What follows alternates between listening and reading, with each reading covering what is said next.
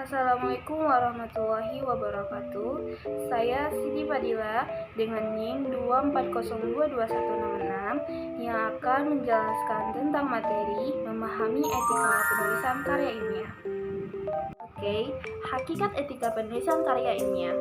Hakikat etika penulisan karya ilmiah merujuk pada prinsip-prinsip dan standar moral yang harus dipatuhi dalam proses penyusunan dan penyampaian karya ilmiah. Ini mencakup beberapa aspek penting seperti kejujuran akademik, yang kedua plagiarisme, yang ketiga kepatuhan terhadap hak cipta, yang keempat objektivitas, yang kelima integritas penulis. Yang pertama, kejujuran akademik. Penulis harus menyajikan data dan informasi secara akurat dan jujur, menghindari pemalsuan, fabrikasi, atau manipulasi data. Yang kedua, plagiarisme. Mengakui dan memberikan kredit yang pantas kepada sumber atau ide yang diambil dari karya orang lain, serta menghindari pengguna ide atau teks tanpa memberikan atribusi yang sesuai. Yang ketiga, kepatuhan terhadap hak cipta. Mematuhi aturan hak cipta dan perizinan ketika menggunakan materi yang dilindungi oleh hak cipta. Yang keempat, objektivitas.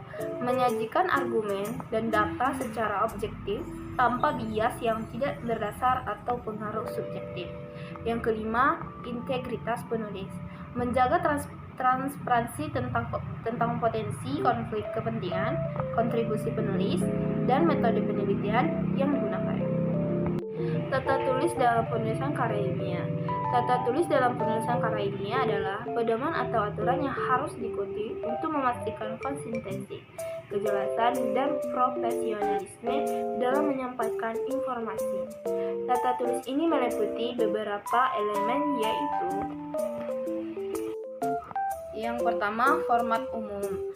Format umum ini terbagi menjadi 4. Yang pertama, margin, biasanya 1 inci di setiap sisi.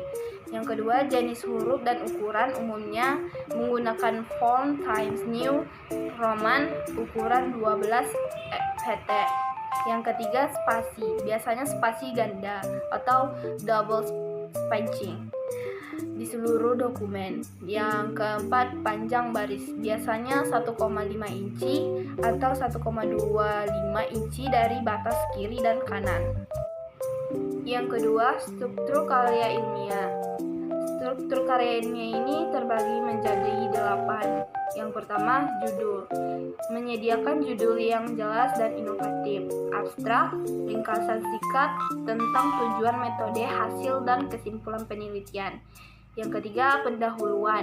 Pendahuluan menyajikan latar belakang, permasalahan, tujuan penelitian, dan hipotesis atau pertanyaan penelitian.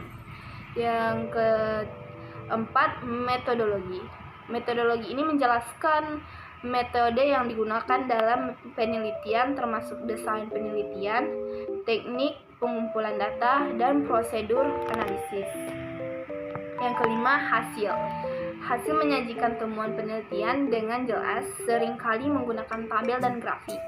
Yang keenam, pembahasan. Menginterpretasikan hasil, membandingkan dengan penelitian sebelum dan membahas implikasi. Yang ketujuh, kesimpulan. Kesimpulan merangkum temuan utama dan implikasi penelitian serta saran untuk penelitian lebih lanjut. Yang kedelapan, daftar pustaka. Daftar pustaka ini mencantumkan semua referensi yang digunakan mengikuti gaya sitasi tertentu. Yang ketiga, referensi dan sitasi.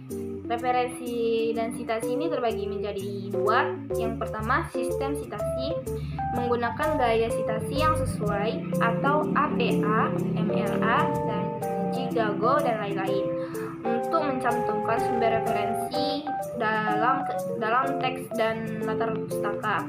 Yang kedua, kutipan langsung dan tidak langsung, yaitu menyertakan kutipan secara akurat dan memberikan atribusi yang benar kepada penulis asli.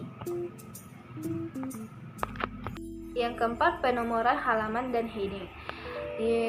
Penomoran halaman dan heading ini terbagi menjadi dua, yaitu penomoran halaman. Umumnya terletak di pojok kanan atas atau bawah halaman. Yang kedua, heading menggunakan heading dan subheading untuk mengorganisasi bagian-bagian dalam karya ilmiah secara terstruktur. Dan yang kelima, tabel dan grafik. Tabel dan grafik ini cuma terbagi satu doang, yaitu label dan keterangan. Label dan keterangan ini menyediakan label yang jelas dan keterangan yang memadai untuk tabel dan grafik. Yang terakhir, plagiarisme. Plagiarisme karya ilmiah merujuk pada tindakan menggunakan ide, data, atau teks dari karya orang lain tanpa memberikan kredit yang sesuai atau tanpa izin ini. Ini termasuk menyalin teks secara langsung, parafrase tanpa mencantumkan sumber atau menggunakan data penelitian orang lain tanpa izin.